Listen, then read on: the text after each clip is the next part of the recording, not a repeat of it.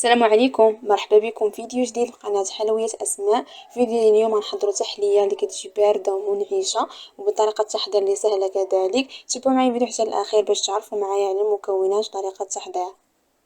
غادي ناخذوا كاسرونه، غادي نوجدوا اول طبقه اللي غادي نحتاجوا فيها الحليب. غندير لتر ديال الحليب،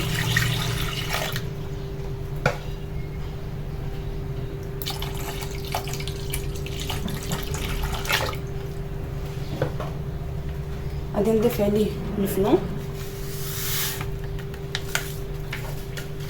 بالنسبه للفلون انا استعملت هذا الكبير، الا استعملتو هذا راه فيه السكر محتاجوش نضيفو السكر. الا استعملنا داك الفلون الصغير ديروا السكر على حسب الذوق الحلاوه اللي بغيتو. غادي نضيف كذلك معلقه ديال النشا، ولكن ما عامراش بزاف.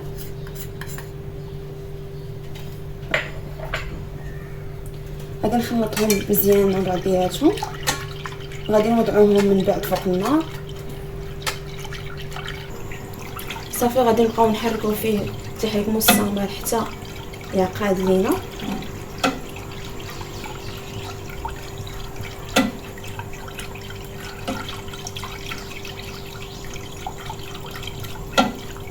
من بعد ما حيدنا من فوق البوطه البنات غادي ناخذوا زلافات على هذا الشكل ولا كيسان اللي متوفر عندكم، وغادي نبدا نضيف فيه غير النصف حيت باقي غندير طبقه ثانيه.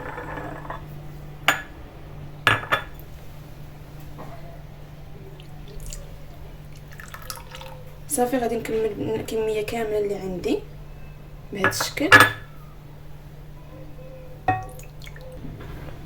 صافي من بعد ما وضعت في الزلافات البنات كيف ما كتشوفوا معايا الفلون غادي نخليوه غير فوق سطح العمل حتى يشد لينا راسو شويه، وغادي ندوزو باش نوجدوا الفاكهه اللي غادي نضيفوها كطبقه ثانيه.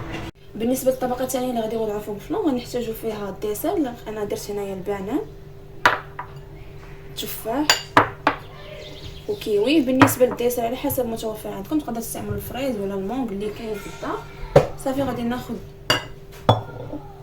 زلافه كبيره على هذا الشكل وغادي نوضع فيها البنان اول حاجه.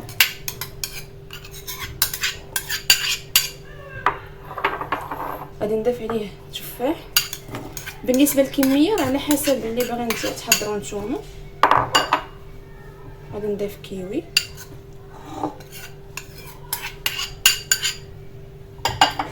صافي غادي نخلطهم مع بعضياتهم.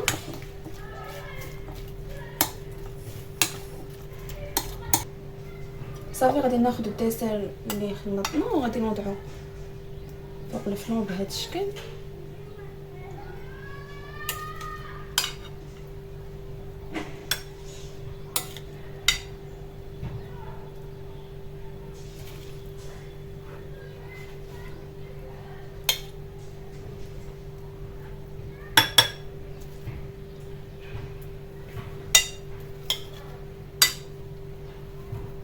صافي غادي نستمر بهذه الطريقه حتى نقاد الديسير فوق الطبقه ديال الفلون، وغادي ندوزو باش نوجدوا الطبقه الثانيه.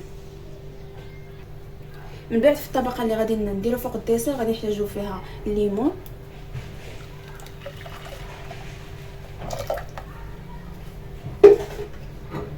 غادي نضيف عليه 2 معالق سكر سنيده، وبالنسبه للحلاوه على حسب الذوق.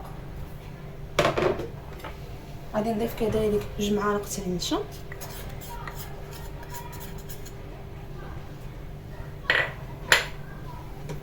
صافي غادي نخلطهم مزيان مع بعضياتهم.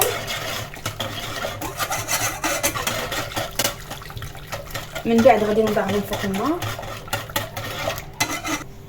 صافي غادي نبقى نحرك فيهم فوق البوطه كيف ما قلت لكم حتى كتطلع فيه الغليه.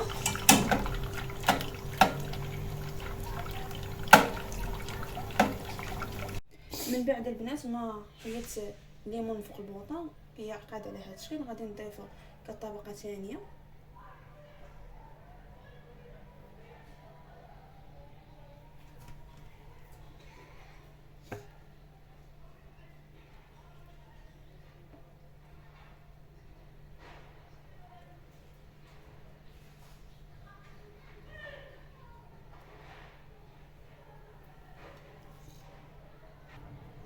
من بعد ما كملت بنا الطبقه الثانيه كيف ما كتشوفوا معايا غادي ندخلهم للثلاجه ونخليهم حتى كيبردوا على خاطرهم، وغادي نرجعوا باش نشوفوا الشكل النهائي تاع التحليه اللي حضرنا اليوم. من بعد ما بردات التحليه كيف ما كتشوفوا معايا كيكون هذا هو الشكل النهائي تاعها. الطبقات كيكونوا باينين على هذا الشكل. انا نقطع لكم باش تشوفوا معايا كيفاش كيجي.